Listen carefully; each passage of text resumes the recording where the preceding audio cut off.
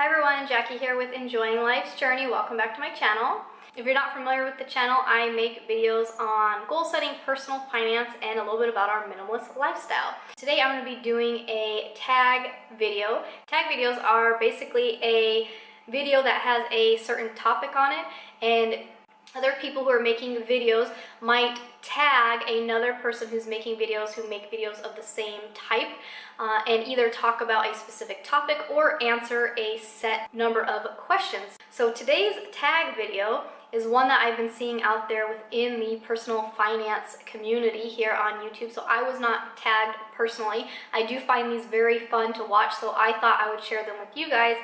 A lot of these questions literally can be put into their own video. So I'm going to go through these kind of quick, maybe with one or two examples, and then I'm going to make separate videos going into more detail about some of these because I really feel like it could be a whole video. So this particular one is a tag video called Live on Less and Save More. So it's kind of a budget type video. So Elsa's going to be in and out. Okay, so this tag is Live on Less and Save More. There are 7 questions, so here we go. The first question is, what are the most important frugal things you do every day to save money? My biggest thing that I would do on a daily basis has to do with the electricity. Basically, every time, if I'm not in a room, I make sure all the lights are off, things like that.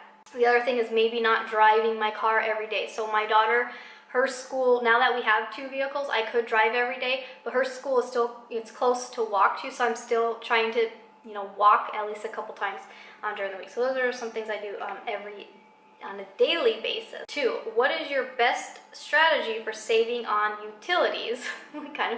This one's gonna have a theme here.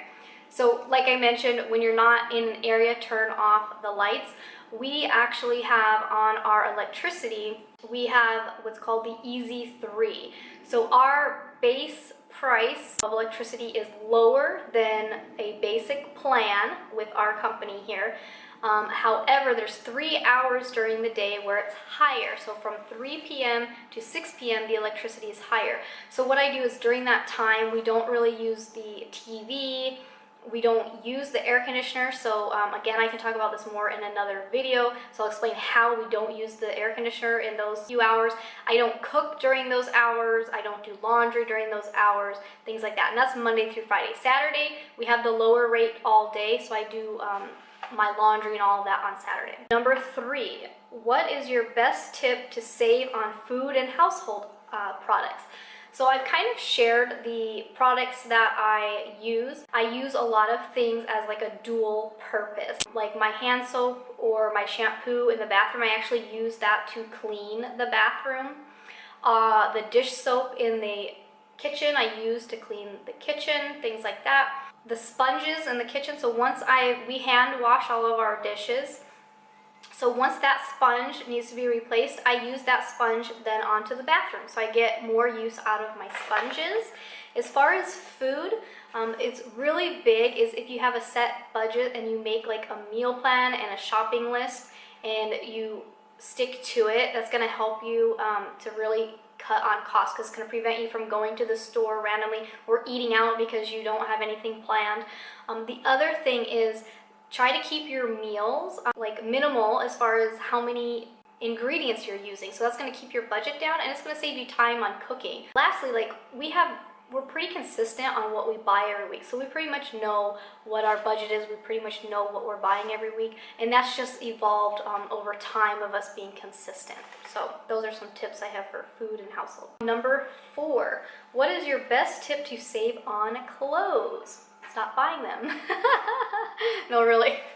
So when we were getting out of debt, we just basically stopped buying clothes. But some things that we do is we do shop at like outlet type places like Ross or Burlington. Mostly for me, I like buying things at Ross. Ricky likes, he finds a lot of things at Burlington. With the girls, we do a combination of Walmart or Ross, which are a little bit cheaper, but some of those items may not last you as long. Keep that in mind. So as they're young, that's okay because they're kind of growing and ripping stuff up anyways. The other thing that we have done with the girls is Goodwill on Thursdays in our area is $1 day. So there's a specific tag, a color that is only $1. So a lot of times we'll buy some clothes over there if we are trying to save on buying clothes. But basically we only buy clothes maybe twice a year when the season changes, or when the girls, because they're growing and stuff. But for my husband and I, we might only buy clothes once a year. Okay, so that's kind of how to save on clothes. 5, what is your best strategy to stay out of debt or pay it down? So we are debt free. We got out of debt in 2016, so we've been debt free for a little over 2 years now. And when we were getting out of debt, we were extremely low income. So one thing that we did was we got a tax refund. One thing that we did is we actually used our tax refund to knock out debt. So as tempting as it is to spend the money, we put a little bit aside specifically for, at the time, my daughter was still in diapers and, buying them clothes and things like that. So we would put a little bit aside specifically for that. And then we'd put the rest and we would tackle our debt. The other thing we used was Dave Ramsey's debt snowball. So we took the lowest debt that we had. We basically paid the minimum balance on everything else, and we took the lowest balance and we knocked it out, and then whatever payment we were doing on that, we put up to the next payment. And then whatever we had extra, we'd do that and knock it out. So we kind of just kept using that momentum along with tax refunds. So we ended up using 2 years of tax refunds. That's how we got out of debt. And now how we stay out of debt, because we don't have any debt, we are able to save anywhere from 10 to 25% of our income every month. So we're starting to save for purchases ahead of time. So we know, okay, we are going to need a vehicle in a couple more years, so we're starting to save for a vehicle.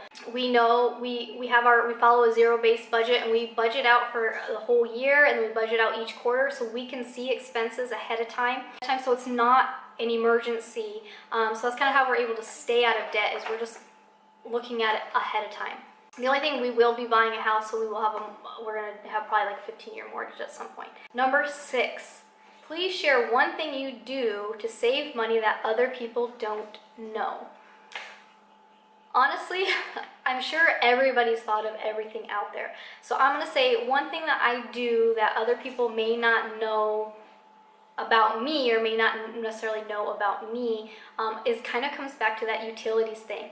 Not only do I turn off lights and everything, but I unplug everything. I unplug everything except for basically my refrigerator, the washer dryer, and the stove. Those stay plugged in, but I unplug my microwave, my toaster, my TV, lights. I unplug all of that stuff when I'm not using it. That's just something that I do.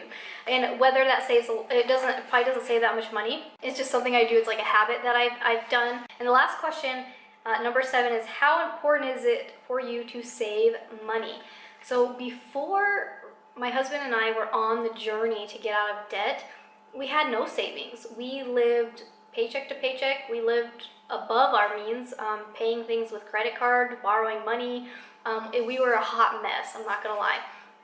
It wasn't until we got out of debt and then we could actually save money, which has only been maybe, a year or so that we've actually been able to save, that it starts to become more important. And the biggest tip I have for you is you have to have some type of a goal, whether it's a set dollar amount, if you have a set purchase that you're trying to do, and then you have a set dollar amount along with that, and it excites you, that is going to help you to start the idea of saving.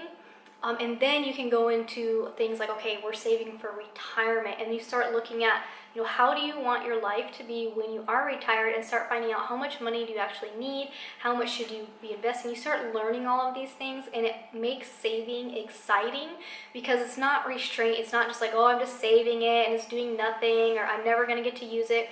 It's eventually going to be money that's going to make your life better in the future. So saving to me has become extremely important, because it's a way to help us reach our financial goals and then basically live the lifestyle that we want to live. So I hope you found these questions intriguing. I hope you learned something from it. Again, I'm probably going to make some of these questions into their own video and go more in depth. So if you're interested, stick around. I'll be adding them to the description of this video as well. So yeah, I'm not tagging anyone. Basically anyone who makes videos about personal finance, I tag you if you haven't made this video already. If you guys know of any other tags that you've seen out there related to personal finance or budgeting or saving money or anything like that, leave me a comment below and I would be sure to check it out and maybe do that for you. But I'd love to hear from you guys. What are some of your money saving tips? Leave them in the comments. As always, thanks for watching and I'll see you soon. Bye. I feel old. You feel old? Yeah. Why? Why do you feel old? I want to stay here. You want to stay here?